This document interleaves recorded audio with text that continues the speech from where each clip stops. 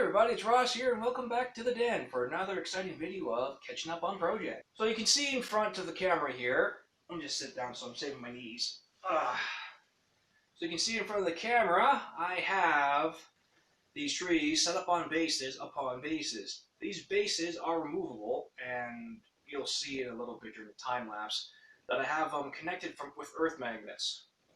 Now these are strong earth magnets, but because they're not flush with each other, they are not super on there, but enough to keep them up and floating from knocking over and put models on them. The concept behind this was to make some area terrain that represents forest. At the same time, the trees can be removed because, let's face it, we don't live in a perfect world with our war games. Some of these models on base is bigger than they need to be, but for all fairness and measuring purposes, they're shaped the way they are. So at least this way, you have like a bigger model, like a dreadnought or something, could walk on there, just move the trees out of the way, and say it's in some kind of cover with a +1 save, or a big enough creature that isn't classed as too big to not get a cover save, but you know. But at the same time, it also play a role as multiple types of cover. So basically, let's say, okay, you're in the area terrain, you get +1 to your save, but if the tree's blocking your character's line of sight, you can't shoot it, which is the case for some games.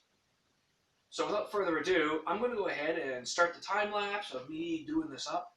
But to give everybody a rough idea, I am going to outline where the base is going to sit roughly, paint, and then paint the inside where I mark a different color, because I want to kind of help show there's a tree there kind of thing, right when the tree's off.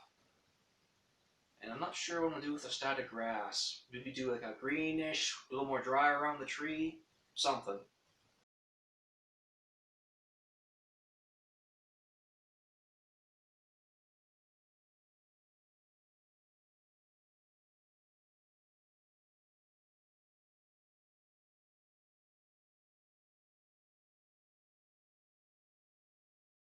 For the paint colors, for the underlayer of the grass, I'm going to go with a Christmas green and cinnamon brown for where the trees would be. And now to begin the fun part. Haha.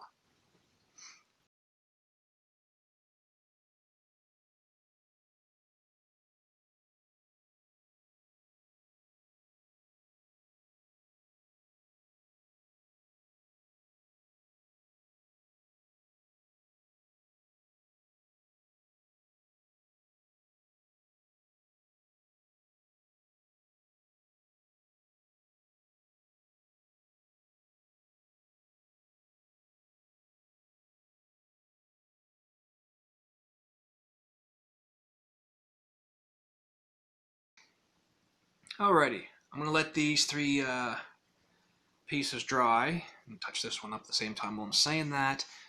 And once that dries, I'll go back over it and see if we need to do any more coats of paint on the green, because there is a lot of ground to cover. And if not, just touch-ups where, you know, there's still got some whatchamadinger hardboard showing through.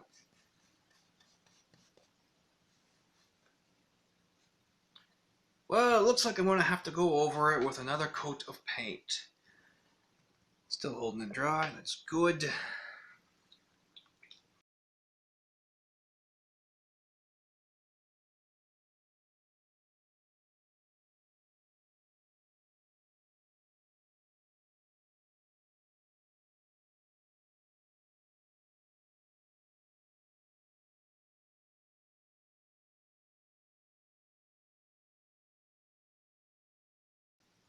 There, let that dry a second time and we'll see how it goes afterwards. Alright everyone, I'm back, and yes, I do apologize for the lighting change. I actually stepped out and had to get some wood in. So, now with that out of the way, the painting, it looks good enough for my purpose. I could go with a third coat in some spots, but that will get covered up with the grass of flock I'm going to be using. So this is a nice little Hobby Scenics mix. It is Flock Blend Summer. So that'll work nicely. And I forgot to get myself my palette. So I'll be right back and we'll get started with the next bit and fill these in.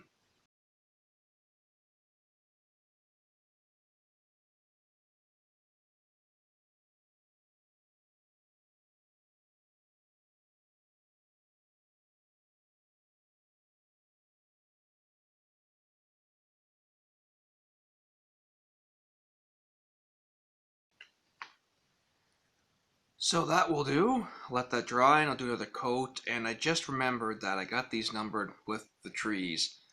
So what I'm going to have to do is, yeah, this will be interesting, is somehow mark down, or maybe take a picture with my phone, numbers 1, 2, 3, etc. And then when I do the second coat dry, I'll hand paint in number 1, 2, and 3. That way it matches. And eventually I'll have to get to the trees and paint their little bases up too. But till then, give this a few minutes and we'll be right back. Okay, so I got everything painted up, the numbers on. This brown, oh, there's a couple little spots. I'll fix those up later. But now it's time to put on the glue and put down some flock. I might add some of this in different spots too. What do we got here? Just grass from Citadel, came with a kit. We also have moss green from Battlefields.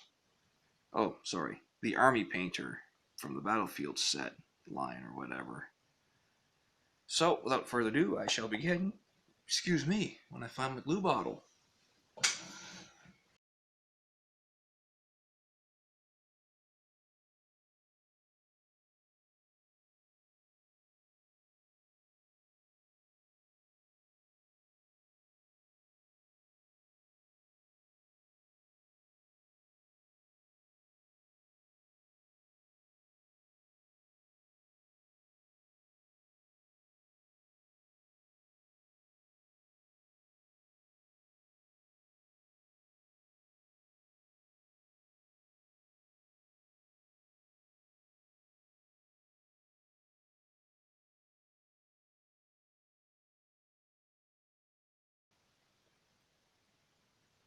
Like that's a lot of terrain stuff.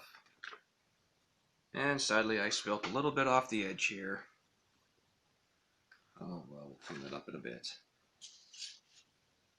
I'm going to repeat the process on the next few pieces, the trees, and we'll see how they look before I go and do any touch-ups. So I'll be right back. So I'm on the next day. Everything's dried. I did, however, spray the surface of these ones down with a mix of 50% water, 50% PVA glue or white glue. When I picked up this Woodland Scenic set, it came with a little spray bottle. So, and this has a really nice spray on top, so it's nice and fluffy light.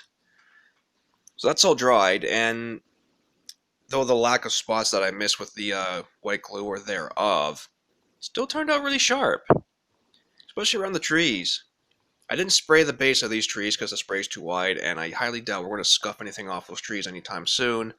But it's more so overall for the base, because we all know the bases of our models will go across and scuff it and whatever else. Now, I've been debating whether I want to add some green tuff to it,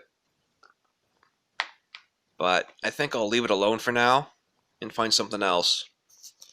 So I'm going to say this one is pretty much complete, and I'll add some extra details later. So thanks for watching, everybody, and do keep safe, for it is a messy time out there.